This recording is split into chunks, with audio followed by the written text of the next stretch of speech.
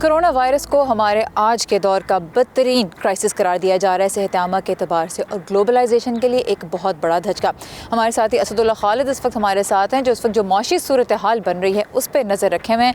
असद, हमारी आज की जो दुनिया है वो एक दूसरे से पूरी तरह से कनेक्टेड है और अब कोरोना वायरस की वजह से हम देख रहे हैं कि एक एक करके वो कनेक्शन हमें रोकने पड़ रहे हैं। सबसे पहले तो कनेक्शन ही रुके हैं जिसको हम ग्लोबलाइजेशन कहते थे कि एक चीज़ हमारे पास अगर यहाँ पे नहीं बन रही तो हम वो वहाँ से मंगवा लेते थे जहाँ पे वो सस्ती बन सकती थी, उसी को ग्लोबलाइजेशन का नाम दिया गया। लेकिन अब जिस तरह से चीज़ें चेंज होना शुरू हुई हैं, इमरजेंसी की सिचुएशन हर तरफ आना शुरू हुई है, उसकी वजह से एक सप्लाई लेन सबसे पहले जो ओवरऑल सप्लाईज चाइना से सबसे पहले हमने कहा कि आ रही हैं वो मुतासर होना शुरू हुई। मल्टीपल टाइम्स हमने अपने शो में भी इसको डिस्कस किया और बाकी भी मुल्कों से, जिस तरह से पाकिस्तान से टेक्सटाइल सेक्टर सप्लाई करता है पूरी दुनिया को और जिस जिस जगह पे भी पाकिस्तान की प्रोडक्ट्स आती हैं, अगर वहाँ पे बिक नहीं रही और वहाँ पे स्टोर्स बंद होना शुरू हो गए हैं, ये लोगों की जॉब्स जाना शुरू हो गई हैं, तो वो बहुत बड़ा इम्पैक्ट आएगा उसका सर्टनली उन सारे सेक्टर्स पे जो कि सप्लाई से मुंसलिक हैं। पाकिस्तान के हवाले से जिस तरह से इमरजेंसी तो ज़रूर डिक्लेयर की गई पाकिस्तान में भी, और लेकिन अगर उसको अमेरिका के मुकाबले में हम कंपेयर करते हैं तो अमेरिका ने इमरजेंसी डिक्लेयर की और 700 अरब डॉलर्स के फ़ंड दिए।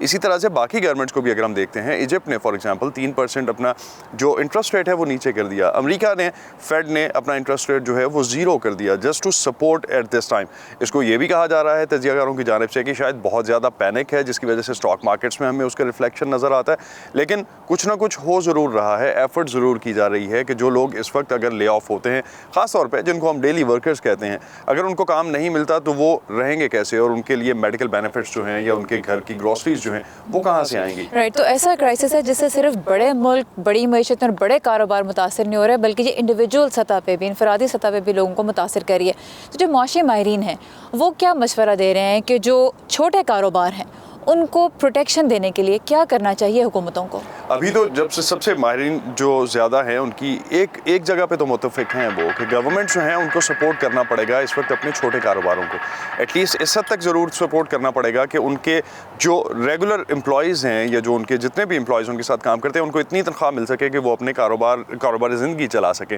लेकिन उसके साथ साथ जिस तरह की पाकिस्तान की मईशत है, जहाँ पहले ही ग्रोथ कॉम्प्रोमाइज़ है, जहाँ पे पहले ही ग्रोथ पे काफ़ी सारे क्वेश्चन मार्क्स हैं, जो 2% के पास हम ग्रोथ की बात कर रहे हैं, अगर ऐसी ग्रोथ पाकिस्तान में है तो पाकिस्तान की इकॉनमी ये सस्टेन नहीं कर सकती, अफोर्ड नहीं कर सकती। उसके अगेंस्ट फिर अगर हम IMF को देखते हैं या वर्ल्ड बैंक को देखते हैं जिन्होंने डिफरेंट पैकेजेस अनाउंस करना शुरू किए हैं उन मुल्कों के लिए जिनमें कोरोना की वजह से इकॉनमीज़ काफ़ी ज़्यादा इम्पैक्ट हुई हैं। 12 अरब डॉलर्स इनिशियली IMF ने अनाउंस किए हैं, वर्ल्ड बैंक और भी फंड्स लेके आने की बात कर रहा है। 50 अरब डॉलर का सुना जा रहा है कि शायद डेवलपिंग इकॉनमीज़ के लिए दिए जाएंगे, तो वो गवर्नमेंट्स आगे डिस्ट्रीब्यूट कैसे करती हैं, that will be a huge question. और उसकी बेस पे हम देख सकेंगे कि किस हद तक जो लोअर लेवल के लोग हैं, जो सबसे बढ़ के जो डेली वेजेस पे काम करने वाले हैं, उनको सपोर्ट्स गवर्नमेंट की तरफ से उनको क्या प्रोटेक्शन आती है, क्या सपोर्ट आती है। इस वीकेंड पे हमने देखा कि एविएशन का जो सेक्टर है पूरी दुनिया में ही बहुत बड़ी बड़ी तब्दीलियाँ आई और इधर अमेरिका में हमने देखा काफ़ी केओस थी क्योंकि एयरपोर्ट्स पे बहुत महदूद फ़्लाइट्स हैं लेकिन लोगों का बहुत रश था। तो थोड़ा सा ये बताएं कि जो एविएशन का सेक्टर है इस वक्त वो कैसे हिट हो रहा है और फिर वो रिस्पॉन्ड कैसे कर रहा है? सबसे ज़्यादा एविएशन का सेक्टर या ट्रांसपोर्ट का सेक्टर, इन अदर वर्ड्स अगर हम कहें तो वो बेहतर होगा कि ब्रॉडर कॉन्टेक्स्ट कवर करेगा, वो सबसे ज़्यादा मुतासर हुआ है।